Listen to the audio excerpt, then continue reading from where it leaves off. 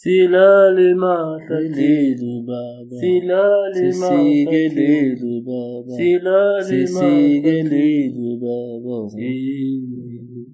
Hey. Silale mahlatini baba. Silale mahlatini baba. Silale mahlatini baba. Elale mahlatini baba. Elale mahlatini baba. Elale mahlatini baba. Hey. Elale mahlatini baba. Elale mahlatini baba. Elale mahlatini baba. Hey. Silale mahlatini baba. Silale mahlatini baba. Silale mahlatini baba. Silale mahlatini baba. Silale mahlatini baba. Silale mahlatini baba. Hey. Elale mahlatini baba. Elale mahlatini baba. Elale mahlatini baba. Elale baba. Sigelilu baba. Kosi sigelilu baba. Sigelilu baba. Hey, dude, I hear you. Mind your language, niggas. I'm tripping, dog. I'm tripping. I'm tripping. That's what's up, guys. Ushembe elala EMAHLATHINI.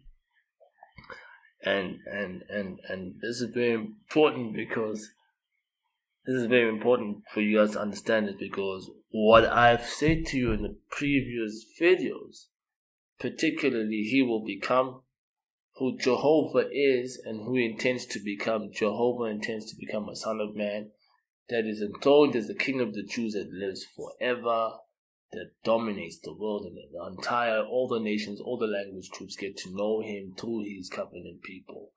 Right? That's what's written in the literature, that's what's written in the Old Testament. Then there's a story in the New Testament where Jesus shows up, and where people confuse this very much, and they think that Jesus is claiming to be the Son of Man. Jesus does not claim to be that Son of Man. Jesus claims to say that the Son of Man is with him, sleeping. That's why we call the video sleeping on his couch. Right? And the Son of Man, that spirit, has not yet found his final destination. He's in between places, and he asks Jesus to sleep on his couch and make an intervention. And as a result, because the Son of Man shows up, he gets killed. But it's Jesus that takes the bullet. And this is explained how Jesus refers to the Son of Man always in second person. And how even when he gets killed, the angels say, yeah, Jesus is the one that got killed, not the Son of Man. And on top of that, even Jesus, while he's about to get killed, while he's about to suffer mortality, he asks, like, where did this nigga go? He was on my couch. Now he's gone. Why have you forsaken me? So this is the thing that I went into thoroughly, so you guys understand that this is the theology, that the actual understanding of what the author of the Bible was trying to relay is what I just explained in the previous two videos. Now, the great thing about this is that I have a witness. Somebody that has come to the same conclusion. And what I'm talking about here is that people hear about the gospel, they hear about Jesus, and they get this doctrine. They get indoctrinated into a certain understanding of the Bible. Very few people in our generation, I'll probably say almost nobody in our generation, has diligently sought to understand or seek the mind of the author and like what the hell is going on here. You know what I mean? And actually derive the understanding for themselves and not just accept a doctrine that came from somewhere. Whether it's Methodist doctrine, whether it's this doctrine, whether it's Catholic doctrine, you know. Not many people in our generation, or probably almost no one in our generation, has thoroughly went through to go and go through the scriptures and actually come up with the accepted doctrine and actually be like, okay, this is what this nigga means. Right? And what I'm saying, my witness, the only witness I have is a man that lived 100 years ago, and this is particularly why he showed up. Why he showed up, he's another man that is similar to Jesus. He claims that, hey man, some dude came through and was like, bro, please come to NHLANGAKAZI and meet me in NHLANGAKAZI. And I had to go there, he had to go there, go to a whole lot of shit, ELALA MAHLATHINI, to try to get there and meet up with the spirit who was like, dude, I need you to accommodate me because I'm going to show up and I'm going to leave. I need you to set up this movement for my sake so that when I show up, I can be successful. And I will even go as far as saying, so this is my understanding, because I'm a witness myself, is that what is even said by his followers, or the followers of the movement that he founded, Ubnazareta is what is said in the spoken tradition is said that the Spirit said to him, come here, look, my people are now straying from my ways that I've given them and the statuses that I've given them and the way to live, and now they're going after the ways of the other nations. I want you to bring them back. Right. And this was the foundation of the Masaretan movement. This is a principle behind the foundation of the Masaretan movement. And then what Shembe does is he founds the Masaretan movement to make actual provisions for the spirit that is coming. Oshembo, Ozai. So this is very important. Amanazareta know that they are waiting for this king that is coming, INKOSI YASE PHAKAMENI, that will come and restore the Zulu kingdom, what was the Zulu kingdom, and show himself to be the Jehovah, what is described as the Jehovah of the Bible. So what I want to point out here, so why it's very difficult to understand for the Western mind. The Western mind looks at the Bible like it's a historical account and it's factual and these are things that have happened and these things that... But a Zulu mind doesn't look at these things as if they really happened. If they happened in the spiritual sense. They happened in the sense that the idea was conceived and was put down. So they happen in that sense.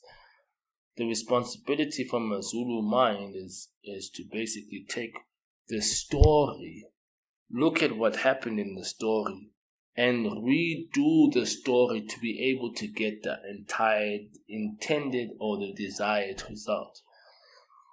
You know what I'm saying? So you apply the principles, you take out the principles from the story, you take out the ideas from the story, and you demonstrate those principles in order to bring about the desired results.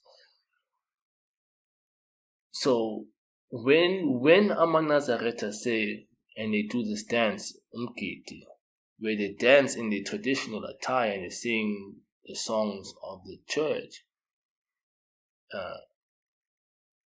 when they say at the end of the dance, we'll go, "Oh Jehovah, oh Nkulunkulu wetu," and our enemies, he has defeated them all. Like, so it's basically Jehovah is our God, and he has defeated all our enemies. Like, he's flattened all of them. Yeah.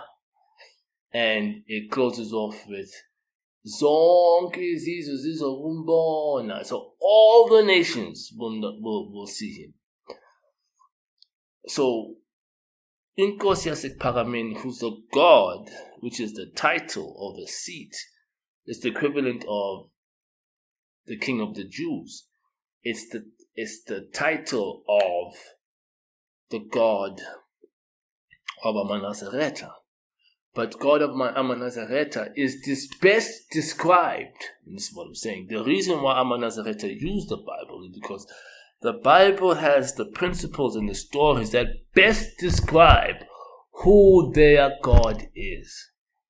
So this is the difference, and I'm trying to point this out, guys. very important difference, right? There's a difference between the characters in the story of the Bible and the reality. So what I'm trying to point out here is why I'm a witness is because the doctrine that I conceived and I got to understand, the only person that has verified me that came about was a man called Isaiah Shembe when he started the Nazareth movement. Isaiah Shembe himself does not claim to be the custodian of the movement. He claimed that some spirit came along and told him to do the things that he was doing. In fact, this spirit had a hard time with him because every time he tried to not do what the spirit was trying to do, the spirit who is called INKOSI PHAKAMENI, who is best described as Jehovah, when this spirit was trying to get him, Isaiah Shembe, to implement certain things in the congregation, and Shembe wouldn't do it, he would get very upset with him, dude, what the...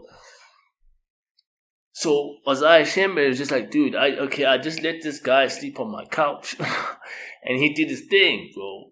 You know what I mean? In the promise that he will show up.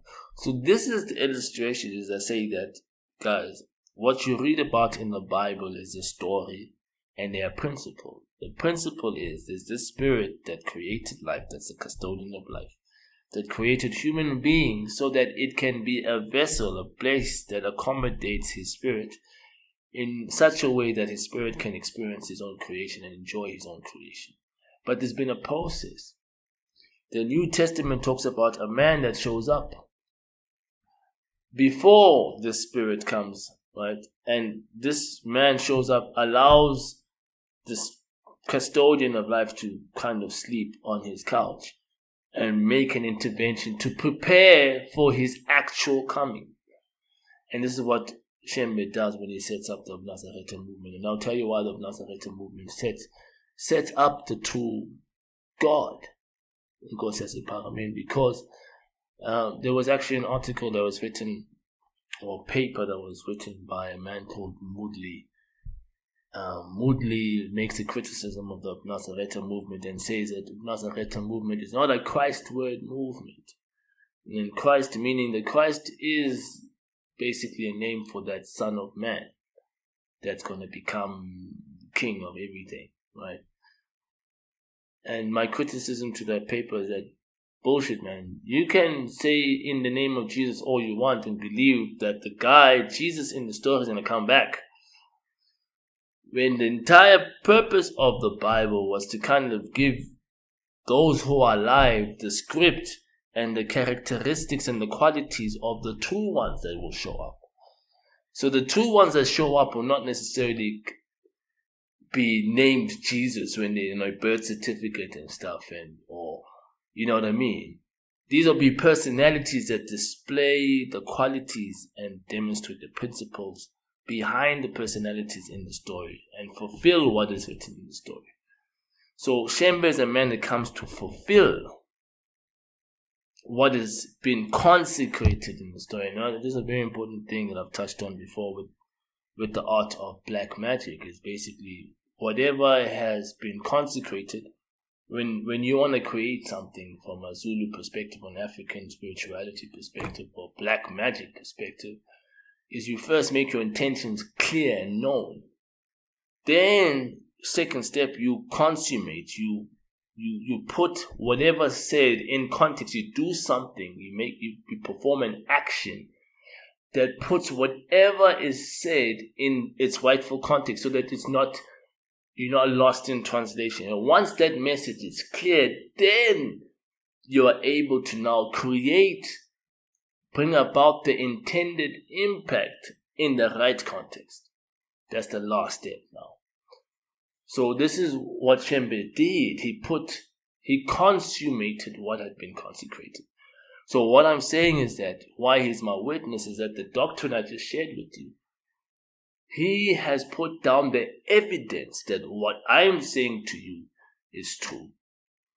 And he's reassured me to say that whatever you've derived, the doctrine that you have derived from actually reading the Bible for yourself and the principles that you've extracted, that doctrine, that understanding that you've derived, is true, because if you look at the customs of the Nazareta movement, those customs verify exactly what I've come to know. Before I even met the Nazareta movement, or before I even met the Nazareta people. And this puts me in a very peculiar position, because by implication, I become the custodian of the writings, and I become the custodian of the Nazareta movement. Because the actual founder of the Nazareta movement does not, if the founder had claimed that he was the custodian of the movement, I wouldn't be saying what I'm saying. So why he set up the movement was so that at some point I would come and take full responsibility for everything that was done. Because I'm the one person that knows.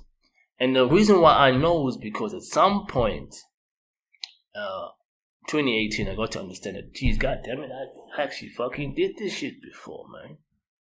You know what I mean? And this is how I got the title, The Was and Coming King. I've done this before. I was, and now I'm coming. Now I'm coming. You know what I mean? You know, and the evidence of this is that Shembe was the Shembe that Isaiah Shembe, the Shembe that became the founder of the Nazareth movement. That's who I was. So meaning that I was sleeping on his couch, like, dog, you gotta do this for me, man. Fuck out of here, nigga. You gotta do this shit for me, dog.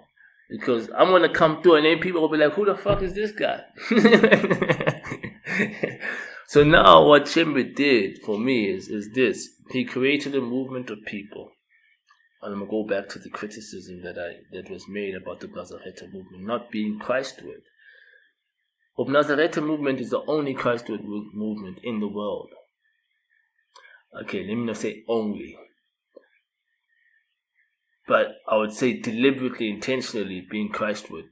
The point I'm trying to make here is to say it's the only movement that is availed itself. Say we are available to receive the Son of Man that Jehovah intends to become. It's the only movement in reality that has created a facility in which a Son of Man who is Jehovah, who is described as Jehovah, can become who Jehovah intended to become. INKOSI PHAKAMENI is the seat created for that Son of Man to become who he's meant to become. So why are we not talking about the King of the Jews? Why are we not? Because all the stuff that was written in the Bible is literature. It is a story. But the fundamental truths, the principles are true. Right. So what Shembe does, he sets up the Nazareta movement to put whatever's been written in the scriptures in its rightful context. And this is why you see when you look at this template, the King of the Jews is coming to reestablish this kingdom. That is weird. A man that is best described as the King of the Jews, who Jehovah intends to become, that's written in the Bible. This man is actually going to come and re-implement the Zulu kingdom, because in reality, right, he is Nkosi PHAKAMENI, the king of the Zulu, what the re-established Zulu kingdom. Right, this is what it is. So these are God's people. That's basically what we're saying, is that in a spiritual sense, the Zulu people are Judah. What was the Zulu people? Was Judah, the tribe of Judah. So that's what we are saying. How would you best describe who the Zulu people are? Judah. If you see the Bible, if you know the story about the Bible, Judah is the tribe or the group. Is one of God's chosen people. The tribe of God's chosen people that will yield the promised coming Messiah. You know, that's why they say the Lion of Judah. That is who the promised Messiah is. Is going to be somebody that's born from the lineage of Judah. Why are we saying that the Zulu people is that? Because what's being demonstrated. You know what I mean? A son of man is showing rocking up and be yo nigga I'll vote critiquing kwayo. I'll vote critiquing why, you know what I mean? So what I'm trying to say here is point number 1, Shembe made provisions for the coming king. Created people that were willing to follow him. Number 2, also the financial provisions so that whatever activities that the Son of Man needs to carry out, when he shows up, he'll be financially capable of doing these things. That is the purpose of the NAVIGATOR. Now I want to jump into it and tie this up and say, ELALA, ELALA.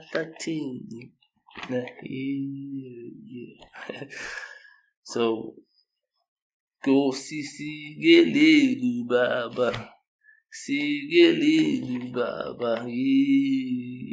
You know, this is the first song that Isaiah Shembe apparently conceived on his way to INHLANGAKAZI, where he was going to meet INKOSI, YASE, PHAKAMENI, the true God, the spirit of the custodian of his people. This is where he, and I'm going to read out ISIHLABELELO Sakhono. The first labelelo is ISIHLABELELO soqala.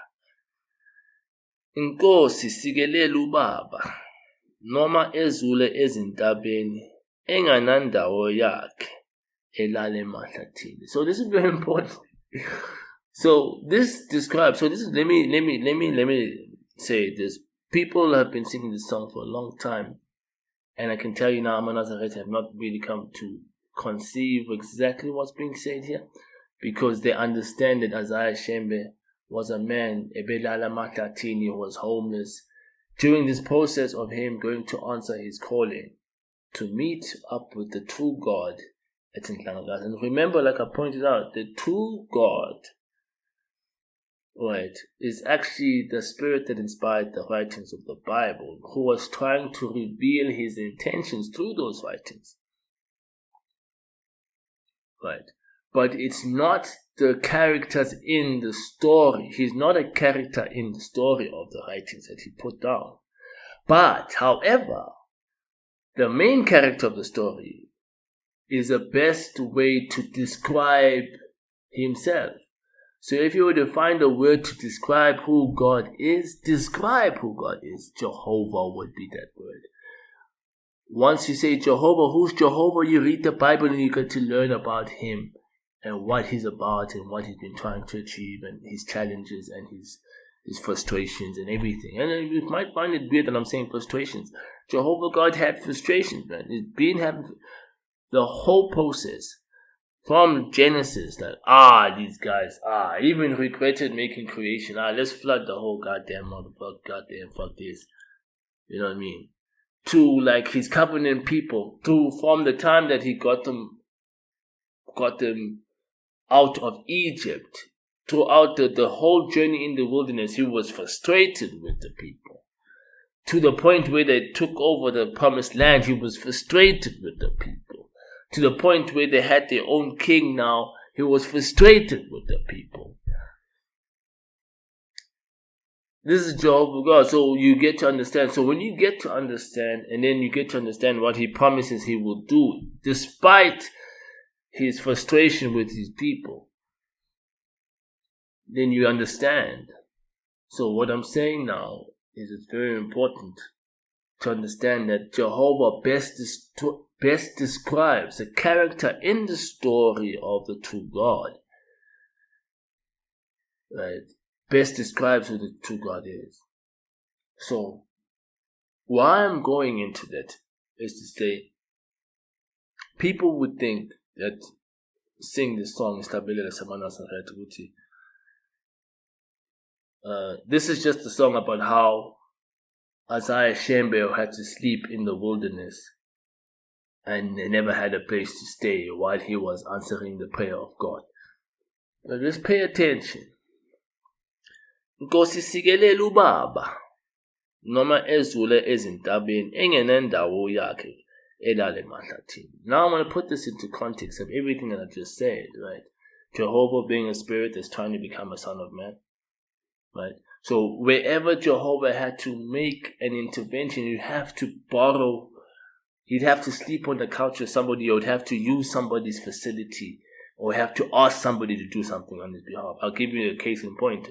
When he asked Moses to go lead his people out of Egypt, he had to beg the guy, pretty much beg the guy and say, yo, this is why, just do what I'm saying. Even with like a burning bush, showing the sign of a burning bush that does not burn. It's crazy, right?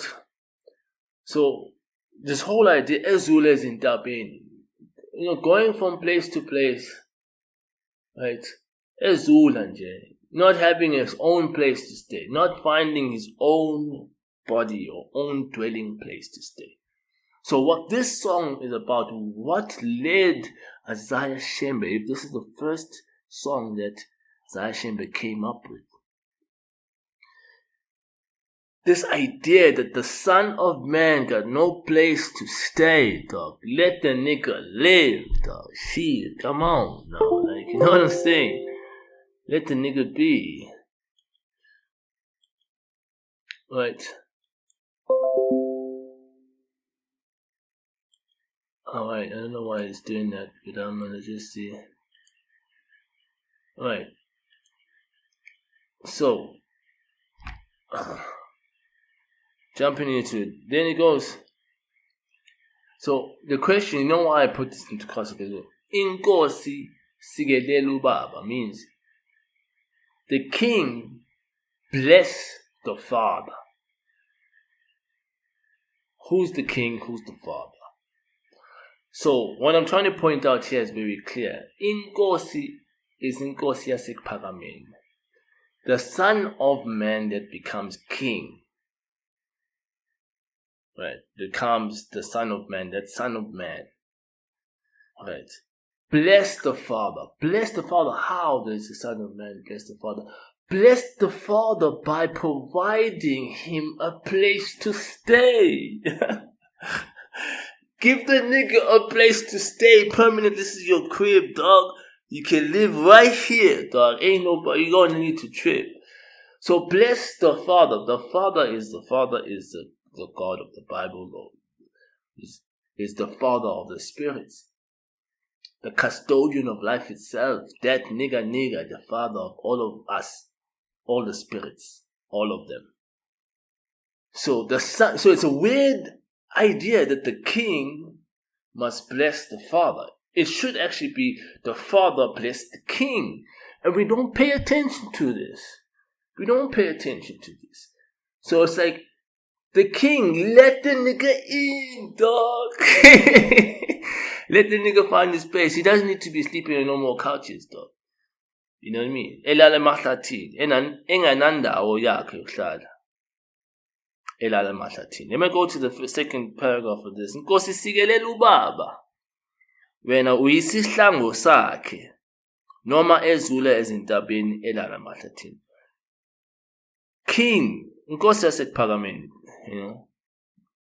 best described as the King of the Jews, the Son of Man. Son of Man, bless the Father, bless Jehovah. So I'm going to translate it like that. Son of Man, bless Jehovah. You, Son of Man, are his shield. It's crazy, right? You, Son of Man, are his shield. You, INKOSI YASE PHAKAMENI, are his shield. You shielding the nigga, bro. You blocking him from like all the punches is being taken up in this mall. You know what I'm saying? Even though he's out here, Ubaba is out here, Sula Ring got no place of his home to stay. Remember the idea that Jesus was talking about? The Son of Man has no place to stay. Despite the fact that the foxes have dens and the birds have nests, how is it that the creator of life himself doesn't have his own body to enjoy his own creation? That is crazy, bro. That is crazy. And this is why I'm telling you guys the truth, that Shembe is my witness. The doctrine that I had derived when I finally got through to get the message, and that's how I remembered that I must have been the author. Because I remembered, my spirit remembered that, God, that's been the whole point. Bro, I can't be creating this whole life game, and then I'm sitting on the sidelines watching. I can't even play. When the nigga gonna get to play, bro? Come on now. INKOSI sikelele ubaba. Son of man, bless Jehovah, man. Son of man, bless Jehovah. That's what it is. Now I'm gonna go on. Third stanza. Wena uyisihlangu sakhe noma azula ezintabeni enganandawo yakhe elala emahlathini. You, son of man, again is re-emphasizing. You are his shield. Even though he's roaming about, not having his own place to stay, elala emahlathini, sleeping in the wilderness. So when a spirit has to dwell in this place here temporarily, he gets killed, that dwelling place gets messed up, and then he has to move and then be here, and then has to move and be here. It's like being homeless. It's just being like you're moving from place to place. You can't settle. You can't settle. That's the spirit of Jehovah. That's what it's gone to. The one person. I'm a person that got to understand and empathize with Jehovah and empathize with the whole story and realize that exactly that's been my process. The only other person that came to this conclusion is Isaiah. How? And he claims that no, it's not me, dog, not me, dog, not me, dog. Some guy came and told me this. So I have to take full responsibility for this and say, guys, what I'm saying is it's been verified 100 years ago that the whole point of this movement is to make way for the spirit that's being like out here, ELALA mahlatini, not having its own place to kind of stay. And I'd even make more supplications. Amanazarete have this, what do they call it? IMHANGANO, a gathering where they come together and do a customary gathering, and where they call it INHLANGAKAZI wama DOKOTO. DOKOTO is like a temple. So DOKOTO refers to, in this context, refers to the human body. And the Amanazareta make sure that they go to this Mhlangano and they remember to keep their bodies, their temples clean and pure from evil thoughts, evil this, or even things that would hurt the body, like health-wise and everything, and that's what they do. So Amanazareta very conscious of the fact that DOKOTO is the human body, the body. So what I'm trying to put in the context of Amanazareta is to say that how is it that Jehovah himself has not found his permanent place that he can call home? DOKOTO like. This is what this is about. So the whole thing that started the Amanazareta movement, this idea, like to make way for the coming king. And the king, let this coming king make a place that the Jehovah God of the Bible, best who's described as Jehovah God in the Bible, make a home for him. Be a place where he can stop being zularing entabeni, zularing elala emahlathini. The original creator of life cannot be sleeping in the wilderness, man. He needs his own place to stay. Now, I'm going to go to verse 4 of this Zilabelelo. Ngomthandazo wezingane, uJehova wasilalela. Sisazula ezintabeni, sisalala emahlathini. So, with the prayers of the children, Jehovah heard us.